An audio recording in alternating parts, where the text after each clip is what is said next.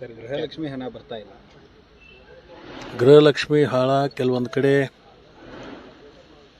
ದುರುಪಯೋಗ ಆಗಿರ್ತಕ್ಕಂಥದ್ದು ಅದನ್ನು ಪತ್ತೆ ಮಾಡ್ತಾ ಇದ್ದಾರೆ. ಅಂದರೆ ಸತ್ತವ್ರ ಖಾತೆಗೆ ಹೋಗಿರ್ತಕ್ಕಂಥದ್ದು, ಬೇರೆ ಕಡೆ ಇದ್ದು ಎರಡು ಕಡೆ ತೊಗೊಳ್ತಕ್ಕಂಥದ್ದು, ಇದನ್ನೆಲ್ಲ ಪರಿಶೀಲನೆ ಮಾಡ್ತಾ ಇದ್ದಾರೆ. ಅದು ಪರಿಶೀಲನೆ ಮುಗಿದ ಮೇಲೆ ಏಕಕಾಲಕ್ಕೆ ದುಡ್ಡು ಹಾಕುವಂಥ ಕೆಲಸ ಮಾಡ್ತಾರೆ. ಪ್ರತಿಪಕ್ಷ ನಾಯಕರು ಆರೋಪ ಮಾಡ್ತಾ ಇದ್ದಾರೆ, ಇದು ಗೃಹಲಕ್ಷ್ಮಿ ಅಲ್ಲ, ಚುನಾವಣೆ ಲಕ್ಷ್ಮಿ ಅಂತ. ಈಗ ಯಾವ ಚುನಾವಣೆ ಇದೆ? ಮುಂಬರುವ ಚುನಾವಣೆ. ಈಗ ಹಿಂದೆ 5 ವರ್ಷಕ್ಕೊಮ್ಮೆ ಚುನಾವಣೆಗಳು ಬರ್ತಾರೆ. ಕೇಳ್ತಾ ಇದ್ದಾರೆ. ಆ ಚುನಾವಣೆ ಹೊತ್ತಿಗೆ ಇವರೆಲ್ಲ ಕಲೆಕ್ಟ್ ಮಾಡಿ ಮತ್ತೆ ಹಣ ಬಿಡುಗಡೆ ಮಾಡ್ತಾರೆ ಅಂತ ಆರೋಪ ಮಾಡ್ತಾ ಇದ್ದಾರೆ. ಆರೋಪ ಅದ,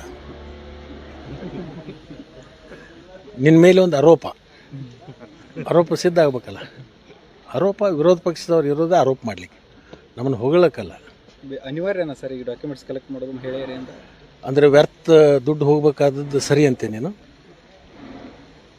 ಈಗ ನಿನ್ನ ತಿಂಗಳಿಗೆ ನಿನ್ನ ಮೀಡಿಯಾದವರು, ನಿನ್ನ ಸಂಸ್ಥೆಯವರು ನಿನಗೊಂದು ಸಂಬಳ ಕೊಡ್ತಾರೆ ಒಂದು ತಿಂಗಳಿಗೆ. ಒಂದೇ ಸಲ ತಗೋತೆ, 2 ಸಲ ತಗೋತೇವೆ? ಇಲ್ಲ, ತಿಂಗಳಿಗೆ ಒಂದು ಸಲ ತಗೋತೆ, 2 ಸಲ ತಗೋತೆ? ಒಂದೇ ಸಲ. ಒಂದು ಸಲ ತಗೋಬೇಕು, 2 ಸಲ ತಗೋಬೇಕು? ಒಂದೇ ಸಲ. ಅದನ್ನು ಮಾಡ್ತಾರೆ. ಚರ್ಚೆ ಆಯಿತು ಅಂತ ಡಿನ್ನರ್ ಮೀಟಿಂಗ್ದಾಗ ಊಟ ಚೆನ್ನಾಗಿತ್ತಲ್ಲ ಅಂತ ಕೇಳಿದರು. ಡಿನ್ನರ್ ಮೀಟಿಂಗ್ದಾಗ ಯಾವುದೂ ಚರ್ಚೆ ಆಗಿಲ್ಲ, ಯಾವುದೇ ರಾಜಕೀಯ ಚರ್ಚೆ ಇಲ್ಲ, ಏನಿಲ್ಲ. ಕ್ಯಾಬಿನೆಟ್ ಎಕ್ಸ್ಪಾನ್ಷನ್ ಒಂದು ವಾರದಲ್ಲಿ ತೀರ್ಮಾನ ಆಗುತ್ತೆ. ನಿಮಗೇನು ಆಗ್ಬೇಕಂತ, ನಿಮ್ಮ ಮನುಷ್ಯನಾಗ ನನಗೇನಾಗ್ಬೇಕಂತ ನಿಮಗಿದೆ?